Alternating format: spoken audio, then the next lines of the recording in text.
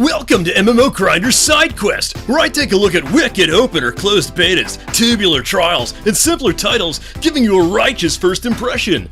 Today I'll be looking at Radical Heights, the latest bodacious offering in the Battle Royale genre, in extreme early access. But don't worry, I won't be doing that voice for the rest of this video. As for what I have to say about Cliffy B's weird saving throw from the glorious crash that was Lawbreakers, I'll try to be a bit fair to what's admittedly very rough around the edges. Beside all the buzz for obvious reasons, with this game being the latest drop in an annoyingly trendy bucket, one thing drawing people to this game is its very focused aesthetic, going with the look of an 80s game show, aggressive nods to the Price is Right being very obvious. This game brings a bit more focused aesthetic to the Battle Royale genre, with the other big offerings in the genre right now being generic shooter asset flip and Dadass the Cartoon. However, look aside, there's clearly a lot of work that needs to be done. Marvel at the towering white buildings with flat wireframes and nothing inside of them. Gasp as your contestant slides down a zipline, stuttering all the while your hands hover slightly below the rope. Dread the inevitable when you're taken down in one hit from 200 feet away and slide all over the floor in a static pose until you bleed out. With an 80s aesthetic, you'd expect an 80s soundtrack, and kinda? I mean, the title theme has this end credits of an old action movie vibe to it, and there's plenty of music stings to start the match and the like. In the game, though, it's basically silent. I think it's sadly necessary, as you'd want to be sure you can hear distant gunfire, but something would help drive this a bit more. I just don't know how best to implement it. I will say I kinda like the sound effects this game offers, doubling down on the game show feel, with loud cash prizes, the announcer revealing events, getting cheers from an audience upon kills, and hearing jeers from the host as you're taken down. It all sells that game show vibe harder than most anything else in this game. If you wanted to play a Battle Royale that had the colorful aesthetic of Fortnite, but contained the bug-filled and somewhat generic look of PUBG, Radical Heights is the weirdest compromise. Yeah, I get it, it's a beta, it's early access, very, very early access. There is plenty to fix here, and all the cynicism of the game's origin aside, I'll go against the grain and just mention a lot of things I like about this game, because I really don't like Battle Royale games as a whole. Yes, I've tried Fortnite again. I really don't get the fervor. First off, I don't understand how Big Circle becomes increasingly smaller circle became the norm for this kind of game. But Radical Heights does things a bit differently by having areas in the grid go red, forcing you out of them lest you take constant damage.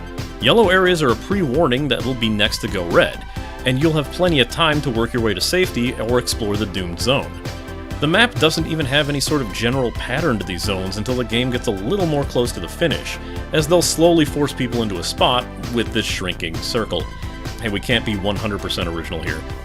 Moving around the fairly large map is made easier by the aforementioned buggy ziplines, and just as buggy bikes, which two players in a duo match can ride tandem on rear-wheel spokes.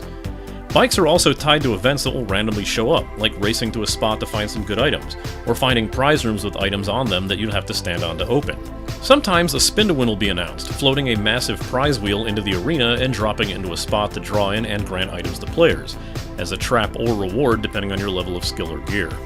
Of course, when one of these machines get inexplicably wedged into a wall or mountain, it's less exciting to come across them. Another thing Radical Heights does, to double down on the game show vibe, is making it all about collecting money and prizes, without the entire goal just being victory. Around the arena will be stacks of cash, period-appropriate prizes like cassette players, and home board game versions of the show, each adding to your cash total from the match. Death has you drop any collected cash to players, while prizes stay on your total. You can use this cash to purchase things from the various scattered vending machines, like better guns or gear. But this doesn't mean you can just get any gun you want at any time. The vending machines only carry one object at a time, and while it's usually of good quality, its price will depend on that quality. If you choose to buy it, it's out and no one else can use it again. If you want to hold on to that cash, or use what you've saved up from old matches, find an ATM in the arena. You can deposit or withdraw money $100 at a time to either save up for the next match, or get that money you need for the vending machines outside. You can even destroy registers and change machines for some extra collected cash. Of course, a big issue with this is that vending machines are a reliable, but still just the scattered way of getting items, and most of the time you're scrounging for whatever you can find. It seems like some people are a bit more on the up and up for where good weapons are than I would like. I've amassed a good collection of high-quality guns and armor, only to be taken down in seconds from long distances by anyone using a gold-quality AK. This has happened more times than seems legit, even at nearly the start of matches. Amassing money seems most useful for collecting items in the cash shop, unless you just want to pay for them outright. While Radical Heights is thankfully none of that $60 or even $30 multiplayer-only bullshit, being entirely free to play, it still has a $15 Founders Pack, and the ability to purchase cosmetics in the shop.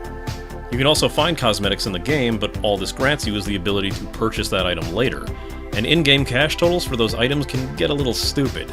It seems like a gamble to be tossing money at the title in this condition, but at the very least, if you hold faith in this becoming something interesting, the options are there.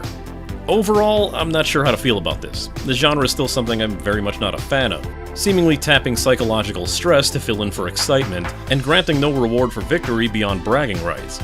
But at the least, it's still something that has room for competitors and genre innovations. Whether Radical Heights has the chance to become one of them remains to be seen. I'm just hoping for a cleaner and updated take on the Minecraft Hunger Games mod myself. This has been an MMO Grinder Sidequest, and it's time I logged out.